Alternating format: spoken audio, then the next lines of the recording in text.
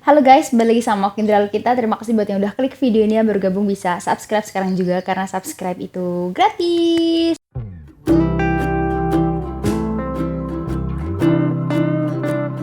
Di video kali ini tuh hampir sama kayak video sebelumnya. Kalau video sebelumnya kan aku bahas tentang figura. Di sini aku mau bahas tentang gimana sih caranya biar kita bisa nyetakin desain kita ke percetakan meskipun kita itu nggak punya printer. Dan di sini permasalahan dari teman-teman adalah di mana saya bisa menyetakkan hasil desain saya ini di percetakan yang kayak gimana. Banyak banget yang nanyain, bahkan aku sering baca di kolom komentar YouTube, dan aku pengen bahas secara rinci di sini biar kalian ngerti apa yang aku maksudin gitu.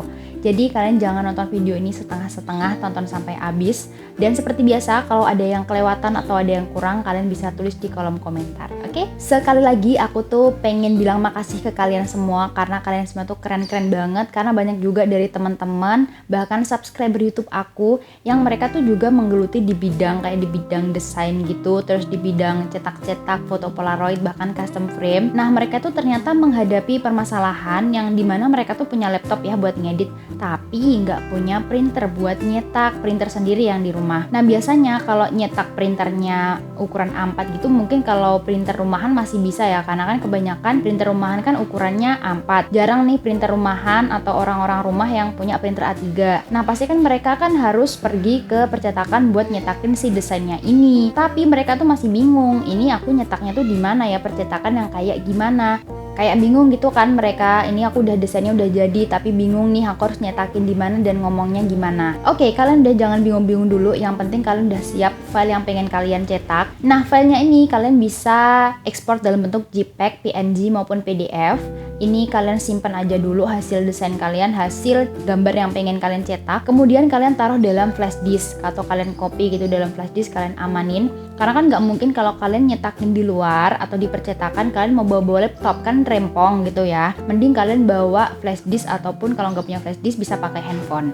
Nah, di sini kebingungan masih melanda ya, di percetakan mana, seperti apa yang harus aku datengin Kak. Mungkin kalau percetakan itu sekarang di setiap daerah udah ada ya, udah banyak banget segala jenis percetakan, tapi masih bingung percetakannya yang kayak gimana, yang bagus kayak gimana. Nah, di sini aku bakal ngelompokin jenis-jenis percetakan, yaitu ada 3 ya. Jadi percetakan yang khusus buat dokumen, terus kemudian ada percetakan yang khusus kayak buat foto-foto gitu. Ada juga percetakan yang bisa buat dokumen, juga bisa buat foto-foto kayak gitu.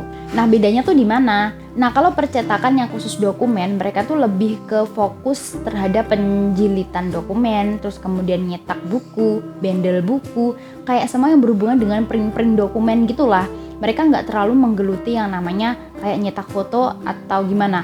Ya, mereka bisa nyetak foto, tapi mungkin kualitasnya itu nggak sebagus yang di percetakan khusus foto gitu. Karena mungkin mereka tuh prinsipnya kayak, oke lah nyetak foto aja kan, nggak perlu yang ribet kayak kertasnya harus ini atau ukurannya harus ini, penting fotonya kecetak gitu aja. Ini yang di percetakan yang khusus buat dokumen. Nah, sedangkan kalau yang percetakan khusus kayak percetakan foto gitu, biasanya ini tuh kayak percetakannya lebih kayak advertising. Mereka bisa cetak banner, mereka bisa cetak baliho, mereka bisa cetak yang ukurannya 16R, 22R, dan pokoknya cetak foto gede-gede gitulah ya. Nah, jadi di sini yang aku harapin kalian datang ke tempat percetakan yang seperti ini, yang mereka tuh bisa kayak emang khusus nyetak buat nyetak-nyetak foto.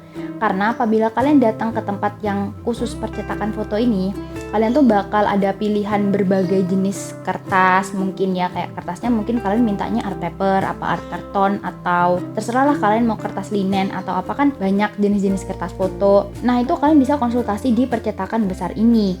Nah, kalau kalian nyetaknya tuh di percetakan khusus dokumen, ini mungkin Mbak atau Mas penjaganya tuh bingung. Kalian kan pengennya tuh yang kertasnya mungkin art paper atau kertas foto atau yang kayak gimana, mereka tuh bakalan bingung gitu loh. Ya, tapi emang nggak semua percetakan dokumen nggak ngerti ya. Ada juga yang ngerti, maksudnya tuh yang nggak ngerti ini loh yang susahnya. Kita tuh jadinya kikuk sendiri waktu di TKP gitu kan. Nah, di sini ya kalian harus pinter-pinter milah nih. Ini tuh percetakan khusus dokumen, apa yang khusus foto. Kalau bisa yang khusus foto, karena ya emang lebih memuaskan aja sih menurut pengalaman aku.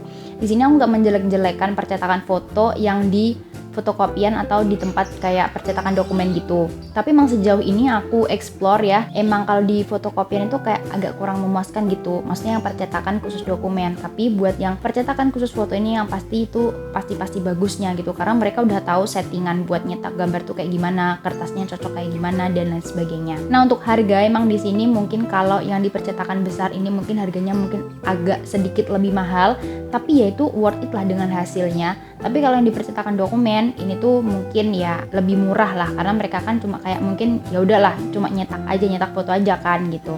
Nah, balik lagi di sini nggak semua daerah itu ada percetakan. Kalau mungkin menurutku percetakan fotokopian atau percetakan dokumen biasa itu mungkin banyak di tiap daerah. Tapi buat yang percetakan besar atau percetakan yang kayak khusus banner, khusus foto itu kan jarang. Ada yang jarang di sekitar rumahnya. Nah, barulah ini kalian bisa beralih dalam percetakan online. Sekarang kan udah era digital, apa-apa serba maju, serba simple. Ada juga di online shop itu yang menyediakan kayak mencetak online gitu. Jadi kalian tinggal ngirim gambar kalian gitu. Kalian bilang, "Kak, pengen kertas ini, ukurannya segini," dan lain sebagainya. Kalian nego sendiri. Itu nanti sama pihaknya si penerima jasa nyetak online ini udah langsung dicetakin terus dikirim ke alamat kalian dalam bentuk udah dicetak gitu. Nah, tapi di sini juga ada minusnya menurutku ya. Selain kita kena ongkir juga, kita juga bakalan nggak tahu nih. Kan ini barangnya kita kan bentuk kertas gitu ya, kertas foto gitu kan ya. Takutnya itu ketika dikirim kayak nggak tahu kenapa, entah nanti ada cacat atau kayak gimana. Ini kan dalam bentuk kertas rawan juga, rawan kelipet, rawan sobek, rawan basah atau kayak gimana.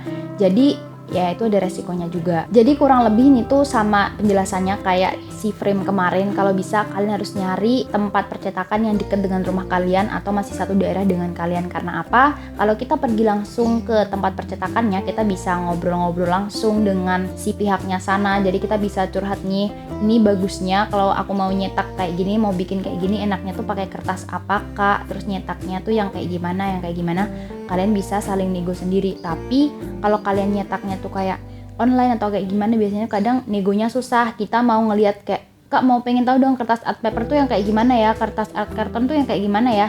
Itu mereka tuh nggak bisa nunjukin kan. Kalau yang di online mungkin cuma bisa dikirimin foto atau gambarnya aja atau video. Tapi kalau kita datang ke percetakannya, kita bisa ngeraba, kita bisa, "Oh, ini bagusnya buat ini nih, ini bagusnya buat itu," gitu. Jadi kita udah bisa nerka-nerka sendiri kalau kita datang ke tempat percetakannya langsung. Tapi kalau emang bener-bener nggak ada, ya udah terpaksa kita harus berpindah ke percetakan online. Tapi di sini kalian juga harus perhatikan dengan tempatnya, ongkirnya, kualitasnya, sama hati-hati penipuan gitu. Nah, ini nanti buat ngomongnya, buat cara ngomongnya, kalian langsung ngomong aja. Kalau seandainya kalian udah nemu percetakan foto, khusus foto nih ya, kalian tinggal ngomong aja, "Bang, saya mau nyetakin ini bang, ukurannya segini, kertasnya pengen yang ini." Jadi kalian langsung ngomong aja. Kalau di fotokopian, kalian coba tanya dulu, "Bang, bisa nyetak," contohnya ya, "Bang, bisa nyetak art paper enggak? Di sini aku udah ada filenya, tinggal nyetakin aja." Kalau bisa jadi ya syukur, alhamdulillah, berarti si percetakan dokumen ini bisa juga buat nyetak foto art paper gitu. Tapi kalau seandainya nggak bisa, jadi kalian harus cari percetakan yang khusus buat foto-foto. Nah, penjelasannya kurang lebih sih kayak gitu. Semoga ngebantu teman-teman udah nggak bingung lagi gimana caranya ngebedain percetakan yang seperti apa yang harus aku datengin ketika aku nggak punya printer buat nyetakin desain aku gitu. Jadi teman-teman juga harus pinter-pinter nyari sama pinter-pinter buat nego gitu ya. Maksudnya nego tuh kayak tanya-tanya biar pengetahuan tentang percetakan itu juga semakin tinggi. Yaudah gitu aja videonya, nggak panjang-panjang. Semoga ini bermanfaat buat teman-teman semuanya. Dan jangan lupa buat jaga kesehatan ya di masa-masa kayak gini. Semangat selalu dan sampai jumpa di video aku berikutnya. Dadah!